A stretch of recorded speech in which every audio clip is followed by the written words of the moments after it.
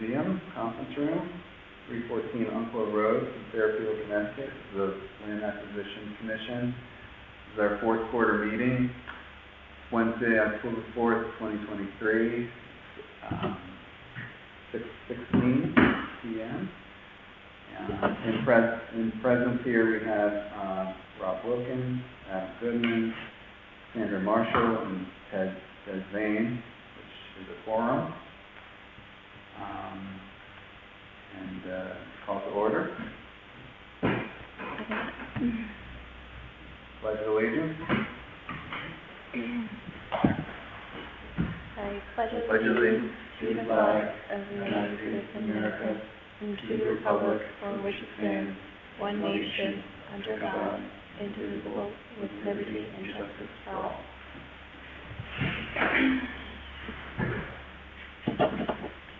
Next on the agenda is the approval of the draft minutes from our July 12th, 2023 meeting here at Birdcraft. Has everybody had a chance to... I motion to approve the minutes. Okay. I second. All in favor? Aye. Approved. Moving right along. Old business. Conservation Director Tim Bishop can't be with us tonight, but he provided a list of updates on his spreadsheet of what occurred in this past quarter. That is on the agenda. Everything in green is what Tim has accomplished, moved forward. Do you mind just reading that? Because it's way too small for me to see. Yeah, I'm gonna do my best. 452. Everything in green is, you have an update, so we'll just walk us through that. I can do that. We have 152 Beaver Street. He's working with the town attorney on conveyance. There's an internal Zoom on June 29th, 2023. It looks like the other Beaver Street had been acquired on June 14th. That's good news. Okay, and then down at the bottom we have 249 Pine Creek Avenue, and they're working with the town attorney on conveyance. There's an internal Zoom on June 29th, 2023. And then we have 191 Algonquin Road. They mailed an initial contact letter on June 12th, 23. And 3726 Post Road, working with the town attorney on conveyance, internal Zoom June 29th, 2023. And then out of these properties we have 5 acquired. Wow, pretty cool. Yeah. Tim's moving along. We'll get another update from him for the quarter meeting. Okay.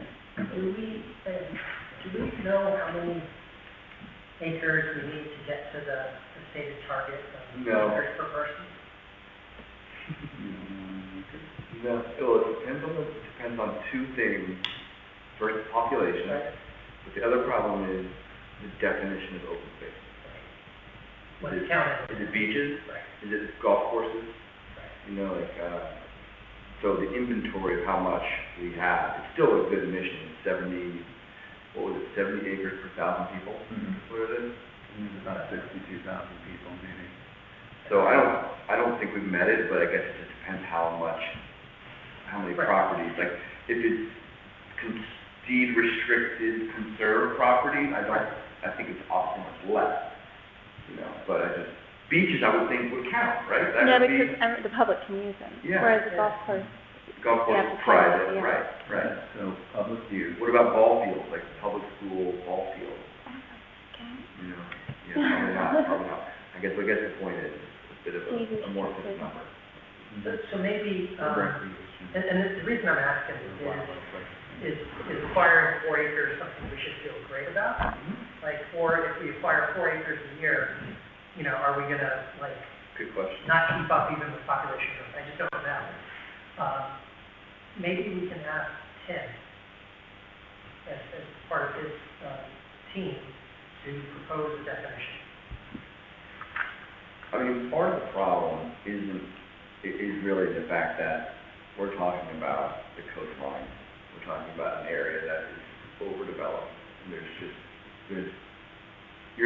4 acres a year, that would be great, of open space. All these are tax, issues, Yeah. you pay taxes.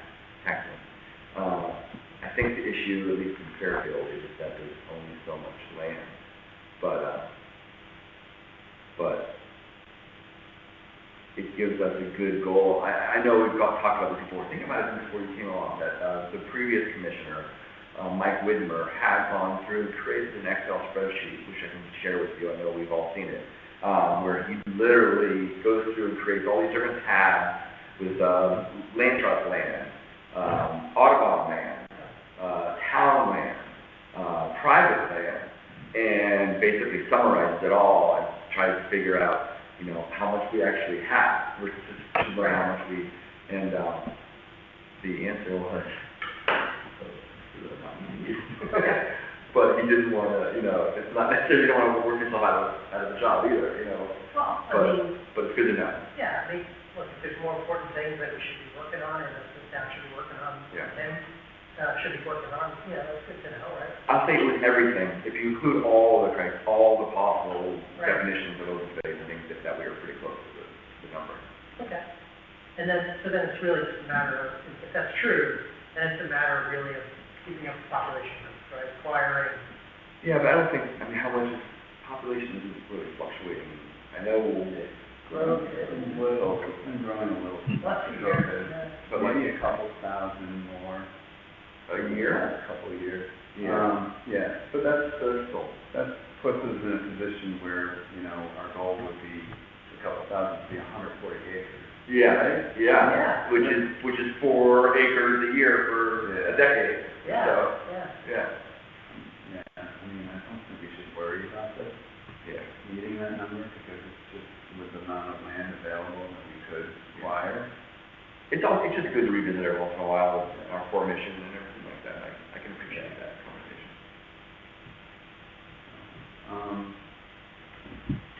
The interest, a lot of parcels in town here are, particularly the northern part of town, are large and, mostly wood.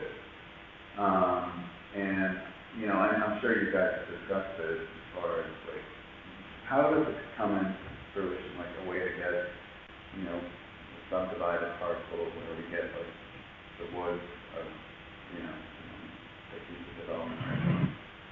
The builder set aside you're talking about? Yeah. That's just by law, I think we were talking about earlier, like, Okay.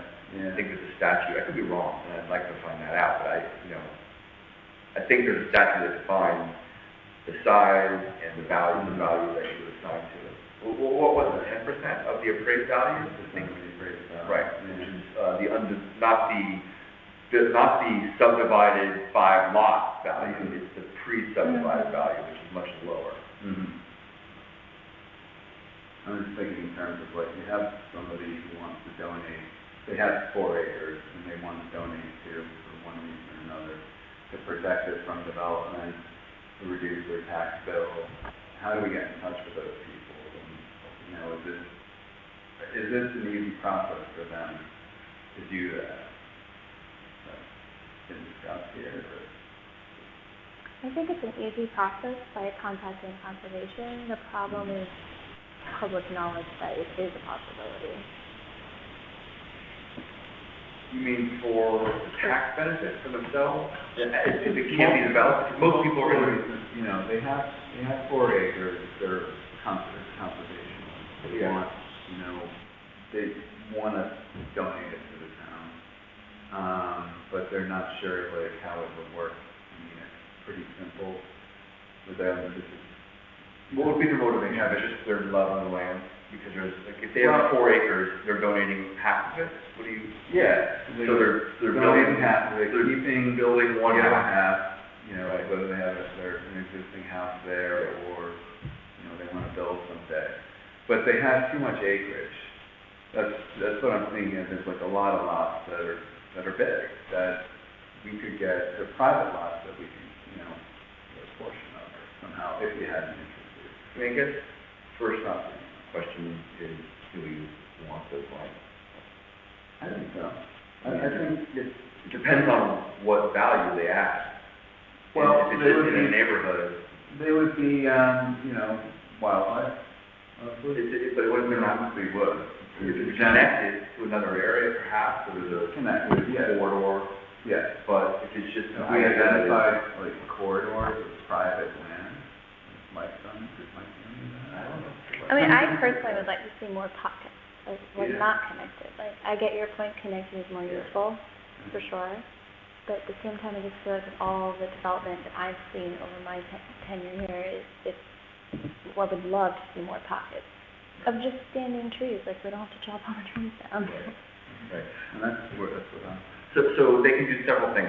They could, if they wanted to carve off part of their property, if they're subdividing their property and there's 2 buildable lots, they could build on one and sell the other one and make a lot of money. So they're unlikely to donate that section. It's like a buildable lot that they could just turn around and sell. Where they could live there and they. That's different now. They have Like a, how through it, they. right. And so this is the problem. So if they have, I've just learned this over the last couple of years, being my job and whatnot, but if, let's say they have 4 acres, but the reality is, let's say they have 10 acres, and they want to live on half of the land, and the other half, they don't really need. It's woods, there's a creek back there, There's rock ledges and rock ledges, animals, they just don't want to have to deal with it. Right. They can get a benefit by either donating it, they can get a tax write-off by donating it, or by putting a conservation easement on it that prevents the development. That makes it only for conservation. The problem with that, Rob, is you need someone to own that conservation easement. So someone responsible for monitoring the property to make sure there are no encroachments, to make sure no one's building on it. And that is a land trust or a town or some organization. So if it's not a valuable piece of property in terms of there being a lot of habitat or connectivity or some sort of value that the land trust of the town sees, they're not going to want to own a conservation easement in someone's backyard. They want the make taxes. sense.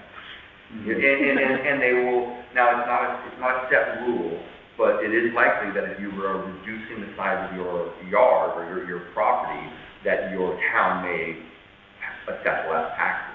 That's a possibility as well. That's one motivation. But if you're donating these things, you can also write that off as well. The value that you're donating, you could write that off, and the landowner could benefit from that. I thought that one of our pamphlets or information about this commission talked about easements, about donating the easement to your backyard, and that does apply, not necessarily to the coastline, but as you said, further north in Fairfield, the properties are big. So there's actually quite a bit of land in Fairfield. And it's great that it's mostly kept as is without our involvement, but is there a way that we can perpetuate that?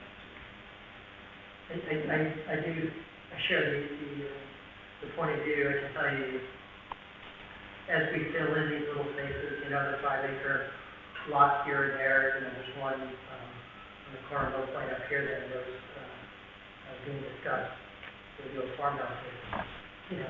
As these things get filled in, you do lose that forever, and density, goes up in those areas. So it'd be nice to have a roadmap or the town leads it, they call it a green print, not a blueprint, but a green print of, where they were trying to get to over a 50-year period in terms of preservation, and not just acres, but, we'd like to have a big, Can we set, for the POC, is that what it's called? POCD. Can we just send them an email or something with our input? Like Send, a statement to them regarding. right, yeah, that could be something in there. Well, this is a tricky thing, but I know, Rob, you've been pushing for a meeting with Brenda, and obviously I think it's probably not going to happen now that we have the elections going on, but I think maybe a better use of our time would be to meet with some members of the RTM that are pro-land conservation, and ask them what they, because I know Kathy Braun has a lot of opinions about this. Jill Favara And- kind of emails me sometimes, like, oh, did you see this property? Jill Vergara. She was the when you're in charge of the meeting. Chair? No, for RTM, speaker of the whatever. I don't know. So, I know she has her eye on me.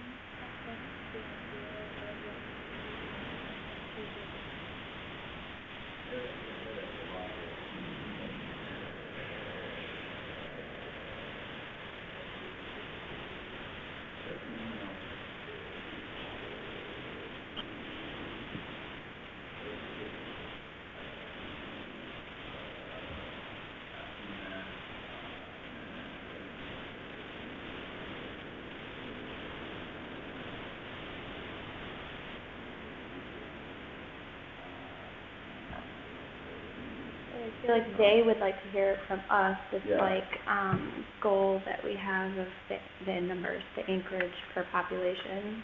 You know, it feels like tangible, right? A tangible thing to shoot for. Yeah, to tell them our mission statement, and, talking about, not get into the details of what we're talking about here. We don't really know the right answer, maybe we do. Well, There's a lot of issues at hand. The town may not want to lose tax money. There's who's going to maintain it. Everybody. Be the big one lately, I guess. But it's our job to pressure and balance that, right? I mean, we had to set aside. I don't understand the maintenance aspect. We had to set aside in our backyard of our previous house in the beach area. The homeowners around it maintained it. Yeah. Then again, no one was abusing it. Actually, somebody did abuse it. Actually, now that I think about it. The neighbor, that backyard, a previous owner had moved his fence back into the set aside. Yeah. And then I found it because I saw the parcel line, and I'm like, that's not where the parcel line meets our property, and the person who's living there had no idea. Yeah. Because it was a previous owner. But that would be an example of something that someone should enforce. Right. To keep that, so you would. Well, that would be conservation's job too. But that should be conservation, Yeah. I agree, yeah. How many set asides do we have? Yeah, Because none of those are on that spreadsheet. I can guarantee you that Widmer didn't include any of the builders' set asides. I don't think he did. I thought he just included town-owned, parks or preserves. But there's other land that the town owns, and it'd be pretty easy to figure that out. I bet we could do a query on the town GIS. I wonder if he did that. Probably did that. It could be there. I'm not so sure. We'll have to go back and look and see if that was accounted for. But I do appreciate what you're saying, Ted, about the bigger picture, and we don't want to just sit here and spin our wheels. But the work Tim is doing is more than I've seen done in years in terms of these 5 acquisitions. That's great. And we talked about using the axes as a tool. Yeah. Just really work it out. And I think it's terrific. And Tim brings great energy and pragmatism to it. So if that's what we want to keep doing, just supporting that, I think that would be crystal clear and that would be great. Looks I like want to know what goes. it's a critical part of any town planning. Mm-hmm. It's part of our goal. And now I bring up, there's some talk, this POCD is due in 2 or 3 years. So do you want to take it to help write up? I have a copy of that. Next time I see Kathy or Alexis, those are the two, Yeah. they're the two voted for the set aside. Yeah. Yeah. Both taking the money. I once in a while run into them, but if I do, I think it would be worth talking to them. Maybe, I don't know if it's kosher, but they could maybe, one of them could come here and talk to us. It's totally That would be kosher, great. yeah. It's two commissions talking to each other, it's what we're supposed to do. Yeah. Okay, so, we agreed and doing a great job. And Mhm. that mission is working for our mission. So we continue to use this in a supporting role. And also just this gives us something to do, which is productive, to just figure out what's next. As far as I think it's to these put types of private properties and donations and getting. some pressure on the town bodies to consider conservation as a bigger role in the future. And I think the town would support that, Yeah. right? I mean, the town just celebrated this huge opening of a pollinator garden in town. Did you see that? Mhm. Right next to Starbucks? That Fairfield, you bought all those brick buildings that are like behind Starbucks, right off Post Road, right in the middle of town. Fairfield bought that? How? Fairfield University bought, they Oh, were for sale. Fairfield University. University, yeah, Fairfield University bought that. But in front of it, I guess the town did this, they had some money and they did this huge reno of like tons of benches. Mm-hmm. I bet the Parking. Fairfield Sustainable Committee, which is an I think they amazing did. committee, did that. Mhm. You know, but what I'm saying is the town is conservation focused, so it's in line. Definitely what people want. Now, Sustainable Fairfield, have you been to? I haven't, but I know people that are on there, they get stuff They're done. thorough, Yeah, Yeah. I'm on, email us. Yeah, you said it a couple times to us. Yeah, I enjoyed reading looking it. at the minutes and the agenda, they're definitely, I'm gonna try to attend one of those. I should too. And I did talk to Mary O last winter, and the option is there, if we're ready to take it, to have land acquisition, be on the list of commissions that, to update them. And again, that might be a really good way to get in touch with people who are conservation oriented. That's actually a good idea. I'm sure they'd like to look at this list of properties and see what's going on. Yeah, I mean, if they're so, if the way, if they're a machine like it seems like they are, Mm-hmm. they could definitely help us if we have to. It's not a town group, right? No, That's a private. it's all like private, yeah. I don't even know where they meet, where do they meet? Never mind.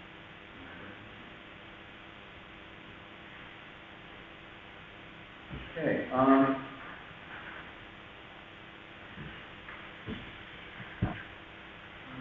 so moving along, fee in lieu of open space discussion. The 845 Mill Plain Road property, decided by the, Planning and Zoning Commission to take the, I guess it was roughly $90,000 for a third of an acre of land. Statute is, 10% of the assessed value of the land. So, I had some concerns with the dollar amount, and I don't know really what an step would be to kind of question why it's so low in a time where you have land prices the way that they are. Getting $90,000 for a third of an acre, it's not a lot of money to go back on the open market. And The acquire developer land. proposed the number, or the conservation propose? There's a statute that, Oh, it's just straight up, yeah, they have the calculation. option of donating 10% of the land that they're gonna develop, or, paying a fee of 10% and assessed value, the last assessed value according to the tax record, so. Do we need to change the statute? I think that, we should look into, maybe talk to Tim about this, maybe talk to the first select woman, see what some options are available for us to bump that up, given the price of land. Because if we were formed when we have a mandate to acquire, our goal is to acquire 70 acres per 1,000 residents, and with the population growing at 1,000 every few years, we're gonna need more funding to acquire property. Mm-hmm. And there's gotta be a way to increase that amount. Yeah, because when was that determined? It's probably antiquated. Probably. So let's put that, on to talk to about with Tim. Yeah.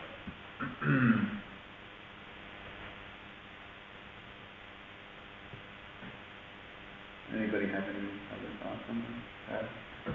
Just for clarification, is this a town statute? Yes. Is it a town statute? It's not a state? I don't know. I don't know feel what like statute that it would is. be something that RTM would have to vote on. I was looking- So we would have to put a proposal forth and make a presentation. They would ask us questions, and then they would vote. I don't know if it's that easy, but the attorney will have to look at it. Yeah, we can start at the town,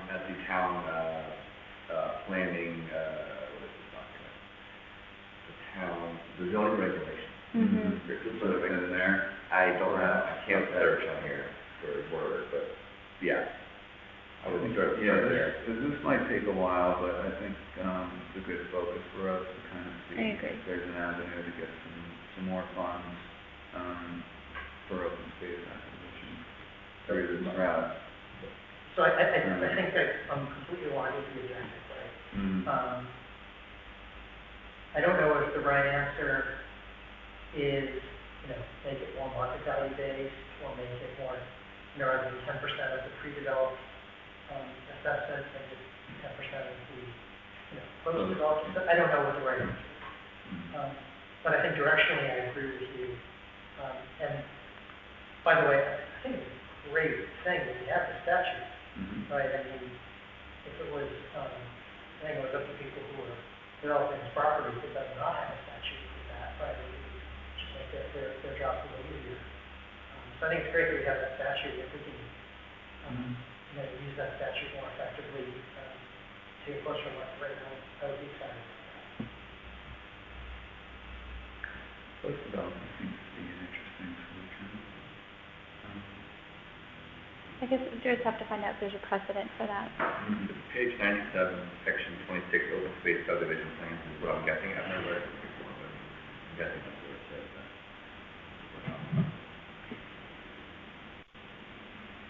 We also, we need to get a dollar number, a dollar amount on what we have, in for requiring open space. I know I've heard that it's in general fund, for 1,000, I've heard. We should find out what it is. Because that is something, I mean, we're always on the lookout for parcels, big and small, so. We're an advisory commission, so who would be the decision authority? Who would have to say, yes, I want to spend, I'm going to make the number up, I want to spend $200,000 on that property. Who would be the recommenders? Conservation, what do you think? Conservation, I think. So is that Tim or? Tim, Yeah, I think it's Tim. We are under the oversight of the select person's office. They've appointed the alternate on the group now. She has, really? Brenda. Who's that? And so, they may, it's conservation, but it could be, somebody else. Sure. Yeah. The reason I'm asking is, we want to come forward with proposals that have a chance of being approved. Yes.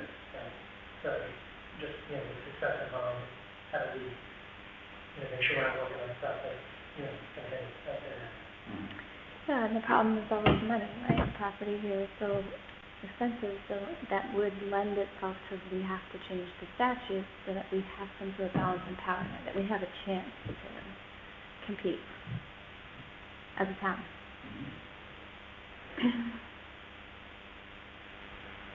I think before we talk any more about this, you guys should go read the zoning regulations, I think there's a whole chapter or two about this already there. We can save ourselves some energy. It's quite detailed, actually, I don't even know. What page do you have? I think it's page 97. Where it starts. And then there's an open space plan also, and right after that, which I thought I read, but I guess I've never read before. It's good to know. It's,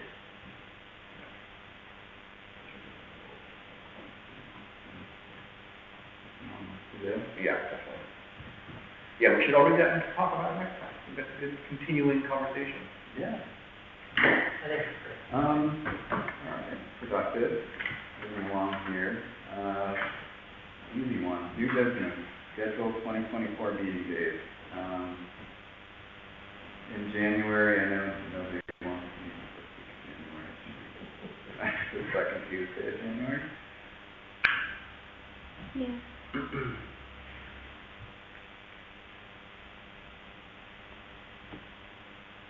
Works for me. When is Dr. Martin? 30th and the 15th. And this is the 9th. So no conflict. How about the 9th? Number 9? Works for me.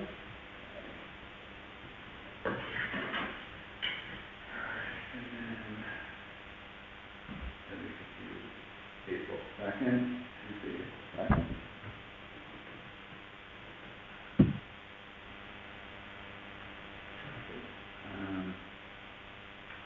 That is July 2nd, well, July 2nd, July 9th, and July 16th. I feel like stay away from the holiday, right? Stay away from the 4th, but it's the 9th. Yeah, I think it's too close. All right, July 16th. Yeah.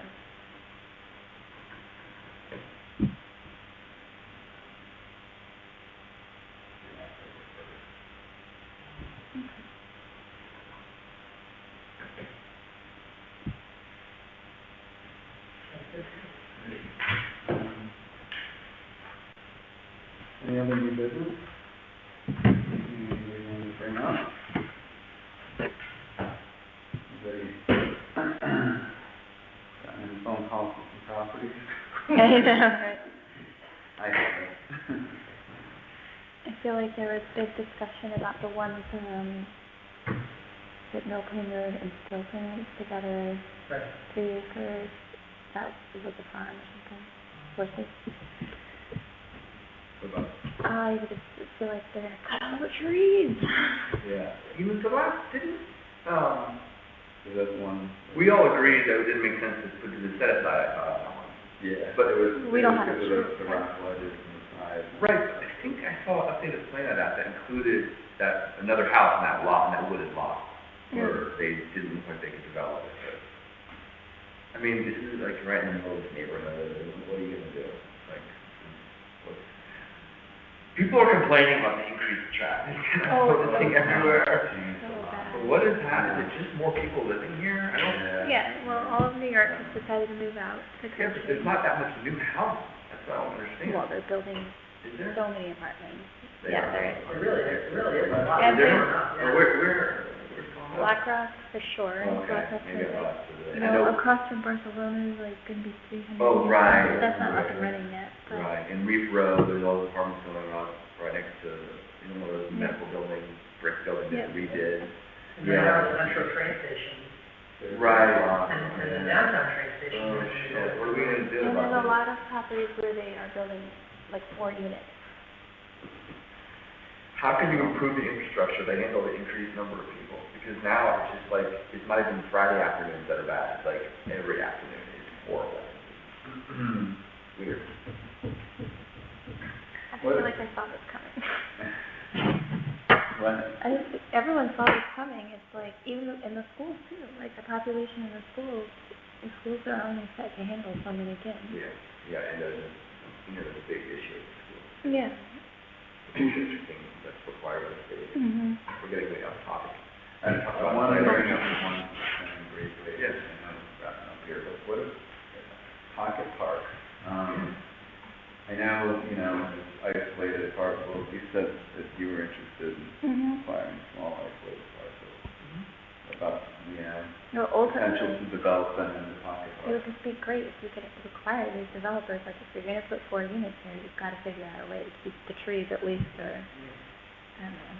I'm telling you, what you're saying is so in line with what I'm hearing from Most people agree these, with that, yeah. most people, but also some people that we can really, at the TBZ, that can really maybe give us some guidance on You know, I mean, conversation. more trees, the better for, you know. But the power is in the developer, like, you know, he comes as a lawyer, and they, within their purview, can do what they want, within reason, and then, now it brings in the state issue, which allows them to do a lot more than what our planning and zoning laws would normally allow. Anything going on with 215 High Street? It, 980 High Street is, 90. she is suing the conservation board, it's in court, so, to be determined. I heard she wants to buy that other property though, it's a corner of Wilson and Milton. But I don't know, We should, the developer, That's the developer. yeah, the affordable housing developer. it bothers, this is a personal note, but it just bothers me that her goal is like open space acquiring to build, when there's so much other opportunity to fix like properties that need environmental cleanup or. Not much profit, But she potentially. shouldn't be, that's not her goal. Not, No. it shouldn't be. No, everyone's goal. I don't mean, I hope I'm not sounding cynical, but I think we should expect business people to, you know, focus on profit. Yeah. And we should expect the RTM and the state legislature to create the rules that balance that, right? So, Sure. I don't know that we can That's kind of what- expect business people to, on their own volition. No, we have to change the laws to make it more balanced, if we feel it's not balanced right now. And that's even, a lot of work. even if one developer were to be altruistic, somebody else would just come Yeah, come in and do it, you know, it's like, it's a kind of an individual developer, it's a bit of a novel situation. I took an appraisal class 15 years ago, and we had discussions about value of trees. And there's like a sweet spot, how many trees on property add the most value to economically to it. And it's like, kind of like maybe 30, 40%. It's not, if it's 2 trees, it's kind of, it's less valuable if it's kind of too dark or whatever, which anything's dropped. And obviously, if there's no trees, it's less valuable because it's there and hot. Right. And also drainage. Yeah, and I think, a developer is not, I don't think developers are all against trees. They just want to sell something that, they get the most money for it. Mm-hmm. Back to the appraisal value. And they're competing to bid on these projects, right? Yeah. So they have to make the economics work. Yeah, so, It's such an interesting thing, that a lot of what we're talking about in open space is, creating tree areas as opposed to, areas that are developed. And I don't know if the town has or the state has a clear view on what they want.